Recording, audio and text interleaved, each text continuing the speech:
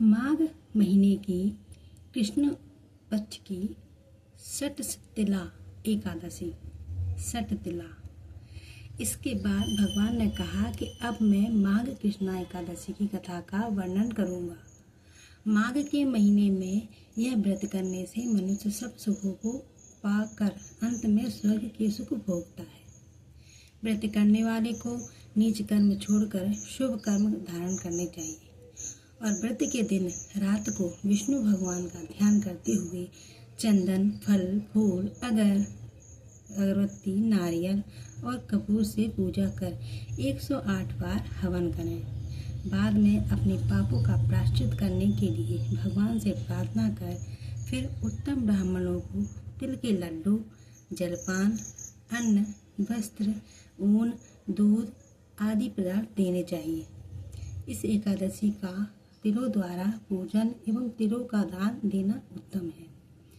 अब षटतिला एकादशी की कथा मैं सुनाता हूँ, तो ध्यान पूर्वक सुनो। बहुत पुराने समय में कुरुक्षेत्र में एक धर्मात्मा बुढ़िया रहती थी। वह अपना अधिक समय व्रत उपवास में ही व्यतीत करती थी, किंतु कभी किसी ब्राह्मण को ना ही उसने खाना खिलाया और ना ही अन्नदान किया था। एक दिन स्वयं विष्णु भगवान ब्राह्मण के वेश में बुढ़िया के घर भिक्षा मांगने गए। तब बुढ़िया ने चिढ़कर एक ईंट उनकी झोली में डाल दी और कहा कि इसे खा लेना। विष्णु भगवान उस ईंट को लेकर विष्णु लोक को चले गए। अपने व्रत के प्रभाव से बुढ़िया मरने पर सीधी स्वर्ग में पहुंची। वहाँ सुंदर भवन था जिसमें सब साधन थे, किंतु खाने पीने की कोई चीज नहीं थी। भूख प्यास से व्याकुल होकर बुढ़िया विष्णु भगवान के पास गई और बोली, भगवान, मैंने सदा व्रत और उपवास करते हुए जीवन बिताया है। सभी पुराणों की कथाओं में सुनी है और कठिन तप एवं साधन भी किए हैं, फिर भी मुझे यहाँ खाने पीने की चीजें क्यों नहीं मिल रही है? भगवान विष्णु बोले, जिन चीजों का दान तुमने मृत्यु लोक में किया है वही यहाँ मिल सकता है। मैं स्वयं एक बार तुम्हारे घर पर भिक्षा लेने आया था, तब तुमने मेरी झोली में ईंट डाली थी और कहा था कि खा ले।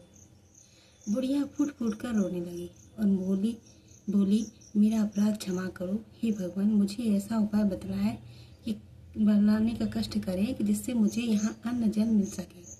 भगवान ने कहा, तुम अब शीघ्र ही मृत्यु लोक में वापस चली जाओ, नहीं तो यदि यहाँ की अन्य देवियाँ तुम्हें देख लेंगी तो तुम्हारा अनिष्ट कर देगी, इसलिए शीघ्र ही चली जाओ। ब्राह्मणी ने हाथ जोड़कर रोते हुए कहा कि हे भगवान, मृत्यु लोक में जाकर मुझे क्या करना चाहिए जिससे तुम्हें यहाँ आने पर अन्न जल मिल सके, मुझे अन्न जल मिल सके। भगवान बोले, माघ महीने में षटतिला नामक की एकादशी के दिन व्रत करना और इस दिन श्रेष्ठ ब्राह्मण को तिल, अन्न, धन, वस्त्र, पात्र तथा गोदान देना, जिससे तुमको यहाँ आने पर अन्न जल मिल सके। जो वहाँ दोगे वही यहाँ मिलेगा।